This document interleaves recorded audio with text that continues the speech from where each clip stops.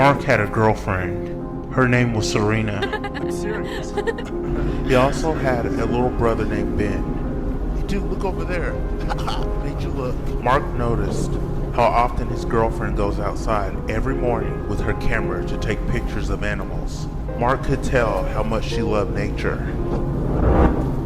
Mark decided to take her on vacation and figured they would have a great time out in the wilderness. Mark had to take his brother with them also, since he begged to come along. Thinking back, Mark remembered what he told his brother before they left on their trip. "Ben, do not mess this up for me," Mark said. "Why would I mess this up for you?" Ben said angrily. "'Cause you mess up everything else." Ben rolled his eyes at Mark. Mark knew a special place to take his girlfriend. They arrived at the cabin. He parked his car in the driveway. Then they all got out and grabbed their bags out of the trunk. Serena walked into the cabin. Mark and Ben were still getting their bags from the back of the car. Mark looked at Ben, then said, "Don't start with the whole 'I saw something' bullcrap. If you ruin this, I swear to God," Mark said. "Dude, I'm not going to be trying to scare you and saying I saw something. You need to calm down. What's out here that I can possibly see? Don't be dumb now," said Ben as he grabbed the rest of his things, then walked into the cabin. Mark grabbed his bags, then walked inside. Mark looked around and saw a couch, a television, and a dinner table, like someone was already living there. Mark went upstairs to the room he wanted. Serena followed behind. Your brother's funny. Yeah, he can be. They both set their bags down. Then Serena walked downstairs to discover more of the cabin. Mark looked down to seeing a little bit of blood on the floor. Mark thought maybe the people who used to live there were hunters. Mark then went downstairs and noticed it was a little cold in the living room, so he was about to turn on the heater. Then he realized there wasn't an air conditioner, just a fireplace. Ben started throwing little pieces of wood that were in the house into the fireplace. "We need more wood," Ben said. "I'll get some tonight when I'm not busy. I'm taking Serena for a walk," Mark said. Mark took Serena outside for a walk through the forest. She had her camera ready for any mysterious animals that she would find. Mark pointed at a fox, then Serena took a picture of it. Nice eye. Serena said. "Thanks," Mark said with a smile. Mark then saw a bird feeding her babies, so he pointed at it. Then Serena took a picture. Aw, that's so cute. Mark then thought he was seeing another animal, but just before he got his girlfriend's attention to take the picture, he looked closer, and what he was seeing was hiding under a large rock that looked like it was covering a hole. It was too dark down there to tell what it was completely. The only thing he could see was yellow glowing eyes. Then he whispered to his girlfriend, "Hey, come take this picture." Serena smiled, then looked to see what he wanted her to take a picture of. Her smile dropped a little, as if she didn't know what it was. She took the picture, but when she did, the creature growled at her. Then, in a quick speed, the creature snatched the camera out of Serena's hand. The creature moved too fast to where they could not tell what it was. Mark reached under the rock to grab the camera. When he picked it up, the creature bit his arm, driving its teeth into its flesh. Mark yelled, then pulled his arm out with the creature still on it. As Mark pulled his arm out, he also pulled the creature a little bit out as well. The creature let go, then backed away into the dark hole. The only thing Mark and his girlfriend saw was a wolf's mouth. Serena panicked and held Mark's arm. Oh my God. Are you okay? She asked. "Yeah, damn dog," Mark said as he handed Serena her camera. They both got up and went back to the cabin. Ben saw the bite mark on Mark's arm. "Wow, dude, you got bit. The only kind of wild dogs around here are wolves. Hey, you might turn into a werewolf," Ben said sarcastically. Mark just rolled his eyes at Ben. Night came, then Mark realized it was raining. He finished bandaging his arm. Mark then remembered the smart comment his brother said to him earlier. "Hey smartass, come help me get some wood outside." Ben smirked, then got up to help. They both looked for an axe in the cabin. Ben found one near the window. When he picked it up, he noticed blood on it. Ben got a little freaked out. Then he thought of possibilities of the person who used to live there must have killed some kind of animal with that axe. Ben walked outside to see Mark already out there chopping some large logs in half. Ben started chopping some up too. Ben paused. He then noticed something staring at him from behind a tree in front of him. Ben could only make out female eyes staring at him. The person tilted its head at Ben. Ben started moving towards her, and she ducked her head as if she was about to jump on him.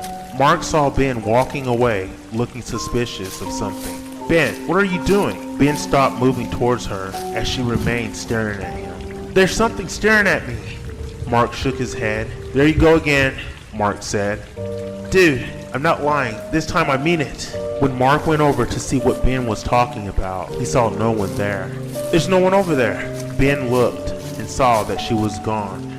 It was there, I swear. It was a girl. She was hiding over there, Ben said. Just get the wood and come on. Ben and Mark then grabbed a few stacks of wood and carried them inside. Mark started throwing the wood in the fireplace. After that, he was getting tired. Alright, I'm going to sleep.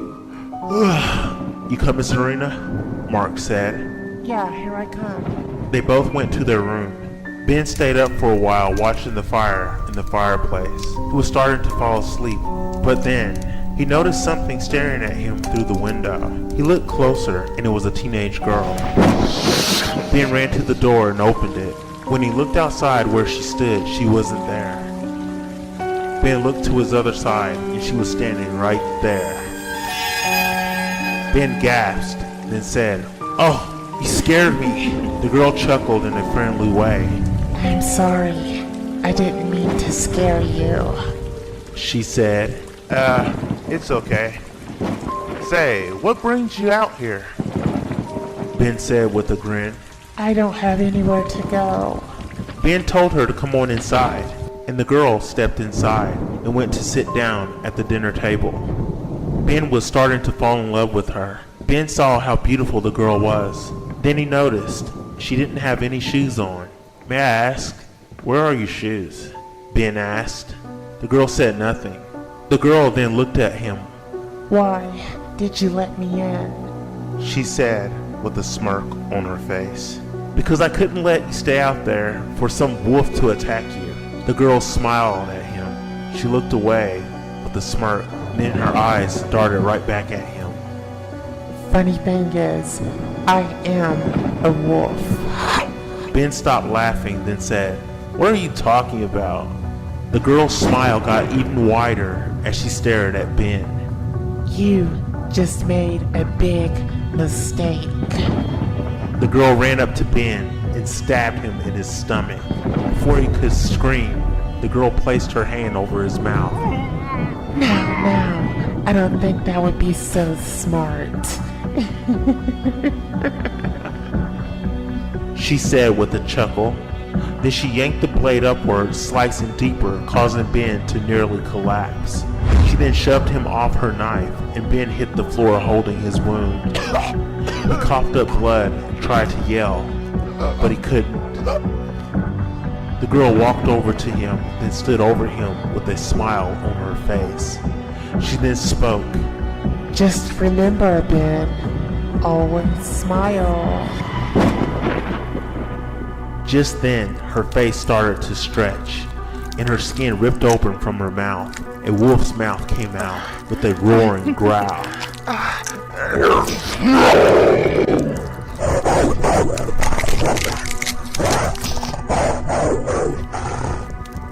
Her arms stretched a bit, and her fingernails grew long, then curved. Soon her body was full of fur. She looked down at Ben with her yellow wolf eyes that seemed to glow at him in the dark. She growled at him and swiped her claw at his face, ripping a huge line across his cheeks through his mouth. His face split in half and blood sprayed everywhere. She snarled, then climbed up the staircase following the scent of Mark and his girlfriend. Mark woke up panicking from a nightmare. Then his girlfriend woke up. and she saw something was wrong with him, so she asked him if he was Are you okay. okay? Yeah, I just had a nightmare. They both then saw that the door to their bedroom opened up, and a figure stood there. They both thought it was Ben at first. Dude, seriously, knocking could work, Mark said. Then they saw that the figure that was standing there had ears on top of its head like a wolf.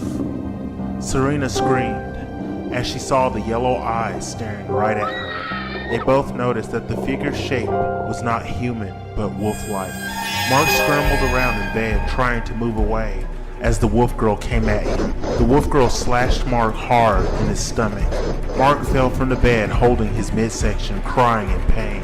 The wolf girl then took out a knife from her coat, then carved a smile from Mark's face. Mark kicked and screamed, but couldn't stop the horrific act. Serena screamed as she saw the wolf girl carving a smile into Mark's cheeks. The wolf girl then let go of Mark. Mark turned to look at Serena with his wounded, bloody carved smile, then said in a low voice, "Run, get out of here, out of here." Serena began to cry as she backed away, heading for the window behind her. She then looked over to see the wolf girl walking towards her with bloody claws and a knife in one of her clawed hands. The wolf girl smiled, revealing her sharp teeth. Always smile. She said with saliva dripping off her sharp teeth. Serena backed away screaming, and as soon as the wolf girl jumped on the bed, Serena ran around the other side of the bed, and she ran out the room and downstairs. Serena slipped in blood that was left on the stairs and broke her ankle. She hit the floor pretty hard. She then started crawling on the floor to the front door. She stopped and cried out as the pain shot from her ankle up her leg. Serena turned around slowly, seeing the wolf girl coming down the stairs on all fours towards her.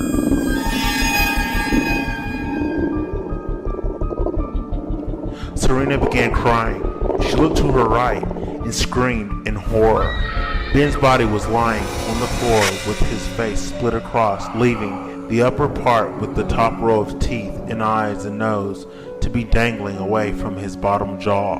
His stomach was cut open and his guts were hanging out the wound. Serena then looked at the wolf girl. She could hear the wolf girl chuckling. The chuckle was wicked and nearly sounded human. Serena then spotted her camera lying on the floor.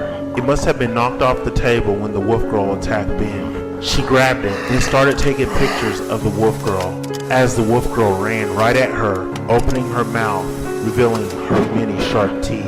The wolf girl slapped the camera out of Serena's hand and pushed her to the ground. Serena screamed as the wolf girl got on top of her and started clawing at her. Blood and flesh went scattering in the air as Serena met her end.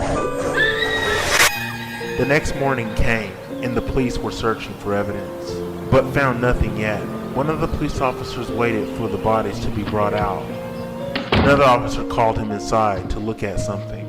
Next to Serena's hand, they saw a photo. The young officer who found it put on some gloves, then picked it up. Both officers looked at the photo and gasped in terror as they saw a figure in the photo that resembled a wolf, but looked part human, with a wolf's nose and ears, with evil yellow eyes, and it looked like it was coming right at the person who took the picture. The cabin was talked about by the locals, and only a few believed the story of the wolf girl. The cabin hasn't been lived in or visited for 3 years. Some locals say if you go to that area, you will see a young teenage girl walking in the woods with a camouflage hoodie, and they believe that she may be the reason for all the bad in that area. Remember, if you go out there and stay in that cabin, you might get a visit by the wolf girl.